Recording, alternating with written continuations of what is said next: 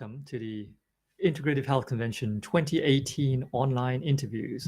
So today we're going to find out more about shiatsu and energy work with Cliff Andrews, who's speaking at a convention this October. So the Integrative Health Convention is an annual convention in London featuring many leaders in their fields of complementary and conventional medical therapies to help people get better through various different healing practices. It's an opportunity for doctors and therapists to meet, share, learn, and connect with each other. And we believe that true health is holistic and that people get better in more than just one way. We also believe that we all have so much to learn from each other, and that the Integrative Health Convention provides a stage for this for therapists, doctors, and the public. There are a limited number of tickets which can be purchased at www.integrativehealthconvention.co.uk.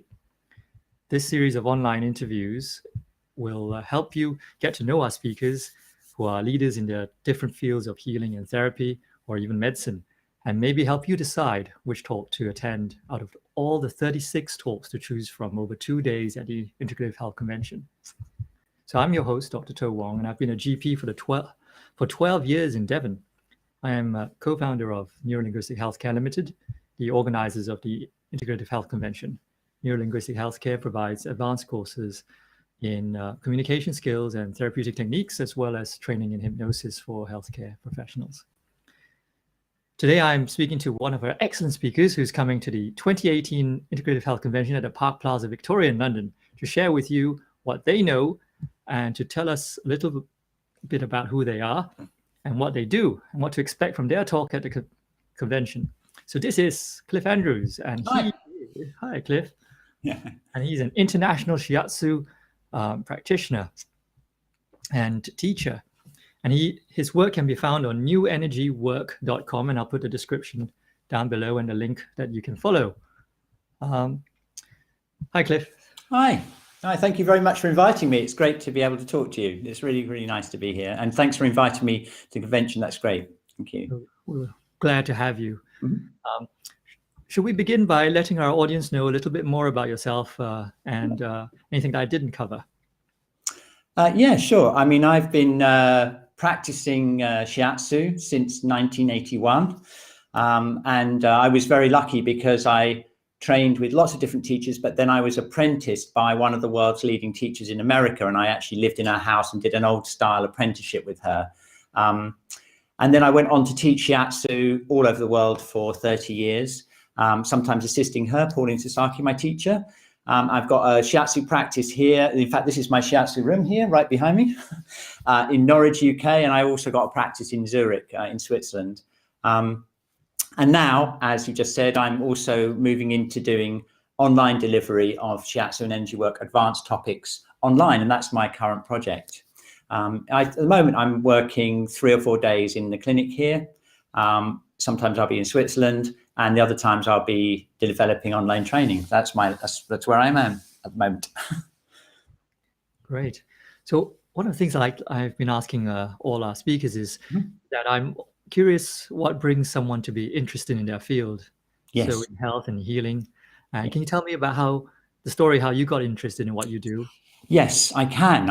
It all really dates back to when I was in secondary school, because I was a very keen science student.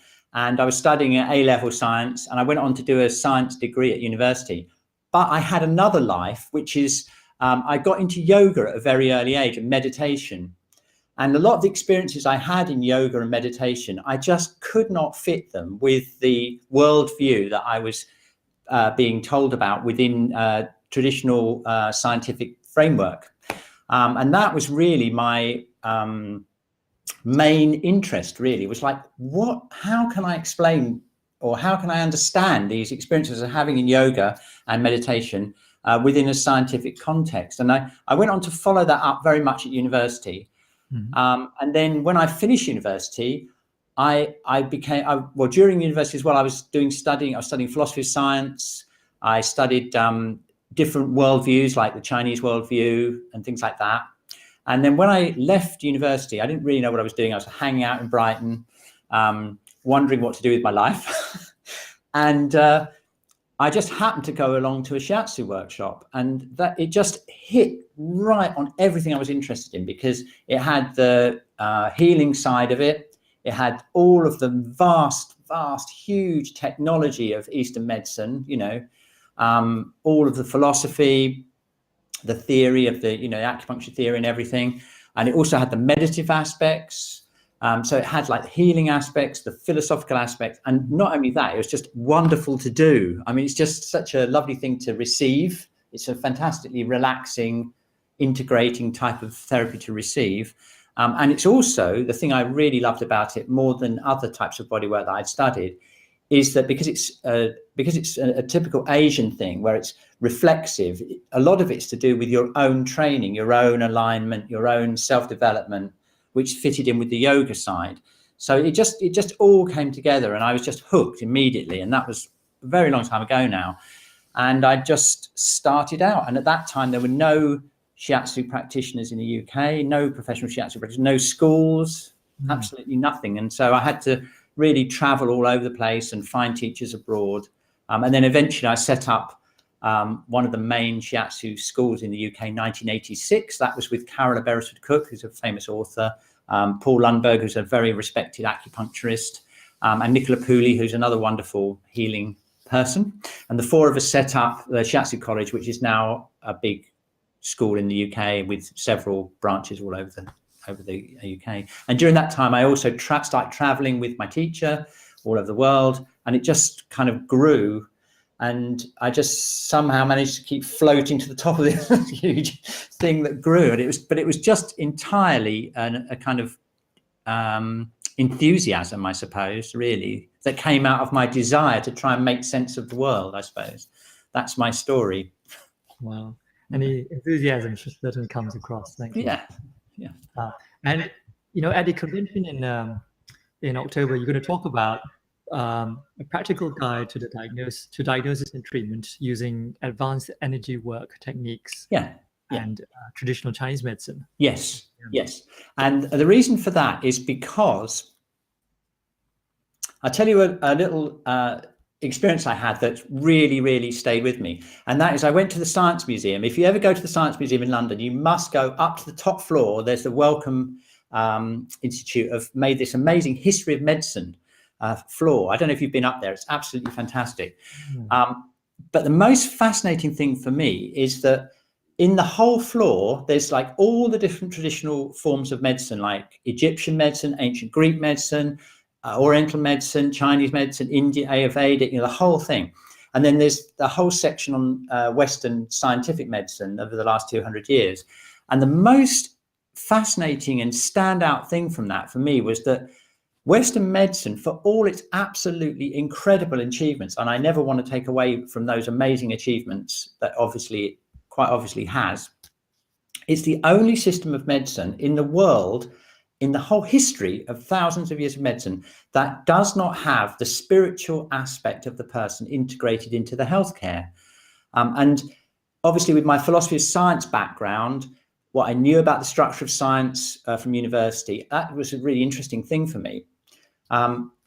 So what I've been working on over the last 10 or 20 years is trying to take the theory of Chinese medicine, which incorporates the spiritual aspects. In fact, it incorporates the spiritual, mental, emotional, and physical aspects, is integrated into the whole system. And what I've been trying to do is actually develop techniques that specifically allow us to address the person on those different levels, actually develop actual techniques to do that. And I've got some fun, things that we can try out in the class to demonstrate that.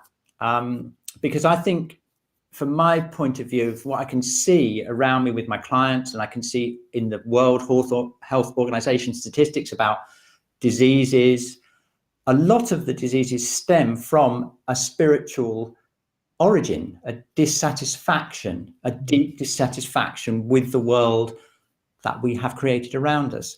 And that's where I can see a massive contribution for traditional healing systems, because unlike Western medicine, which, like I say, for all its advantages, has been, since the Enlightenment, has been part of the scientific method, it's basically a materialist-based system, which has huge advantages because it can understand how well the body works as a machine, But the weakness of that is it tends to systematically exclude the spiritual and the higher vibrational aspects of the being. So that's my interest. That's my sort of passion to try and integrate that in. That sounds like it fits perfectly into the integrative health convention where there or the audience is made up of doctors, therapists, and the public. So Yeah. Where do you think it fits in this integrative health, this holistic health? Well, I think the thing that I think is that it enables us to have an alternative way of communicating, an alternative way of actually addressing both ourselves and our patients or clients in a way that is truly holistic, that truly is holistic from the ground up kind of thing. And that's the thing that attracts me about Chinese medicine, because Chinese medicine has a continuous development from pre-scientific times. And those particular, it's a technology really, it's a technology of linking the spiritual, mental and emotional bodies, if you like, with the physical body. And it's that I think makes shiatsu and other types of bodywork like that so powerful, especially when you can link it with, and I've done a lot of work with Nick, actually. Nick's on the convention, isn't he? Nick Pohl.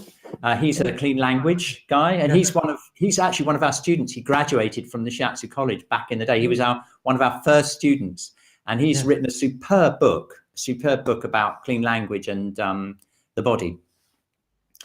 And what that does is it encourages people to use metaphoric language to explain what's wrong with them, what's happening to them, what they would like to happen in their lives. And the fascinating thing for me is that in my own practice, I've found that consistently the Chinese medicine system is extremely useful at interpreting metaphors. And you get this time and time again.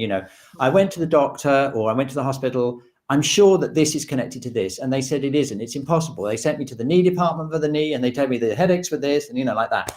And I can just, say from, with complete conviction, look, I can get a chart out and can say, look, according to Chinese medicine, this is all part of one pattern and it's linked to your spiritual path through life that you talked about. It's a big issue for you. And the relief, the absolute relief in terms of the client, it's just unbelievable. They can just suddenly, they feel heard, Oh, really? You mean it's like, I could say it's straight out of a textbook.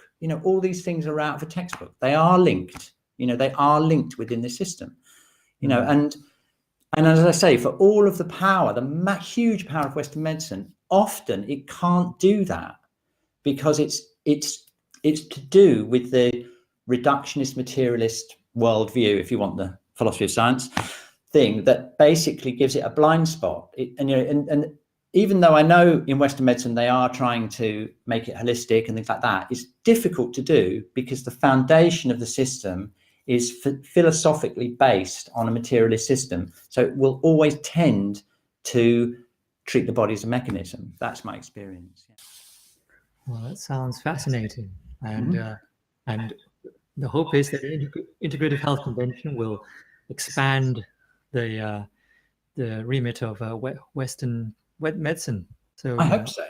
I think, like I was saying, that there's a movement starting already, across in America, and I'm sure it'll spread here soon, where we're looking into working more holistically. Yeah, and I'm sure it will happen. It's just a matter of time. Yes, East and West will. I think it's like yin and yang. It's like a balancing thing. You can only go so far one way before it starts to move back. It's just the nature of the universe.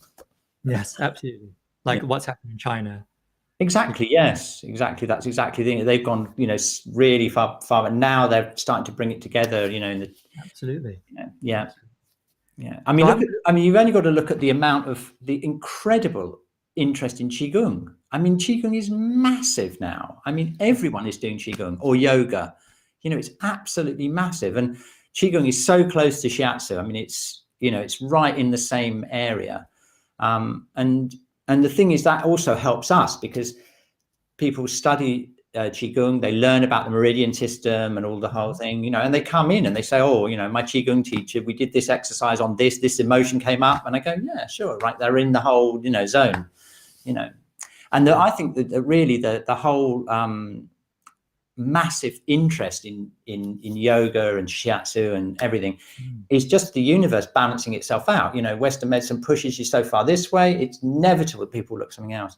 Same thing in China. You know, they have a traditional system, they have the whole Mao thing and materialism, they go like that and then they come back. You know, it's just the way it works. Yeah.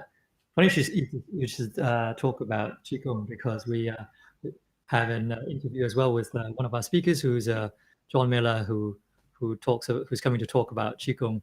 Yeah. And in fact, about a month ago, the BMJ published an article about how Qigong there was an evidence that Qigong helps with fibromyalgia. Yeah. I think that's a long-standing research, but it was publicized again a month ago. Yeah, absolutely. Yeah. I mean, there's loads of research out there and the potential is absolutely huge. I mean, especially the other massive thing, of course, is the whole aging population thing. Yeah. Because, you know, the West, as you know, is got an increasingly aging population, and Qigong is just ideal. I mean, in China, I'm sure you know, in China, they have massive Qigong departments. The hospital have huge Qigong departments, medical, which they have hundreds of people. And of course, the other thing is it's very, very cost effective, because unlike one-to-one therapies like shiatsu, you can have one Qigong teacher, medical Qigong teacher, you can have 50 people participating. It's fantastically economical. And it does all those things that Western health services are trying to do, you know, like put more responsibility on the patient, you know, motivate them to look after their own health, get in touch with their own bodies and all these things, you know. And Qigong particularly is very low impact. Tai Chi Qigong is so low impact, it's completely suitable for elderly people. You know, it helps with all kinds of different aging issues. So it's just another example of where there's a need, it'll happen, you know. Brilliant. Yeah. So I'm asking one more question, one extra question. So as a therapist and a teacher with years of experience under your belt, what do you think in particular is the key to healing in what you do? So I'm looking for something personal, to what you do that you think makes the most difference. I think, do you mean from my personal, what I can offer, you mean? Yeah, no, what do you think when you treat a patient? Yeah. Most difference. What do you think it is that makes the most difference? Makes the most difference. I think fundamentally, the essence of any type of healing is basically helping the person be comfortable with the fact that they're a spiritual being that's materialized on earth for a certain amount of time. That's the essence of it. All the rest of it is details and bits and pieces and aches and pains and blah, blah, blah, and the rest of it. But ultimately, that, I think, recognizing that is at the heart of all healing systems, whichever modality you use. I really do. And that's why I feel shiatsu and oriental medicine, like Chinese medicine, has got such a lot to offer, because it provides a clear framework that does that in a very, very specific way, and a very, very sophisticated technology to do that. So you have those tools in order to take that person, that spiritual person, spiritual being, into your practice room. You relate to them through touch, especially with shiatsu, you're relating to touch, which is a very, very powerful form of interaction in itself. Not only that, but you're trained in order to create a kind of specific type of touch by using your whole being, yourself. So it's reflexive, and it's creating that space where that person can truly be who they essentially are in that moment. That is the true center of the healing process. That's what I've really come to understand, I think. That's amazing. I'm really looking forward to attending your talk. It sounds absolutely amazing. I'm sure our audience and our delegates will get so much out of it. I hope so. Yeah, I'm really looking forward to it. I am. Yeah, it'll be good fun. Great. Um, and I do wish I could attend all these amazing talks, but there are 36 different ones to attend, and hopefully this will have this interview here will help our delegates choose which one to watch and which one to come to. Yeah, sure. Yeah, great. Thank you for taking the time to talk to us, and thank you to the audience for taking the time to listen to this interview. It's my pleasure. It's my pleasure. I look forward to meeting you face to face. Yes, that's right. Yeah. Me too. And so just to the delegates and to the audience who've been watching this, remember to get your tickets early from our website. So you can follow the links below. And we are the Integrative Health Convention in London on the 13th and 14th weekend in October 2018. You can, as a gift, you can use the discount code podcast10, which I'll put here, which will give you a 10% discount. And that's a gift from us to you for your time. So when we see you in October in London, you'll get to meet myself and Cliff here and all the other speakers who'll be sharing so much more with you then. Thank you very much. No problem. It's a pleasure.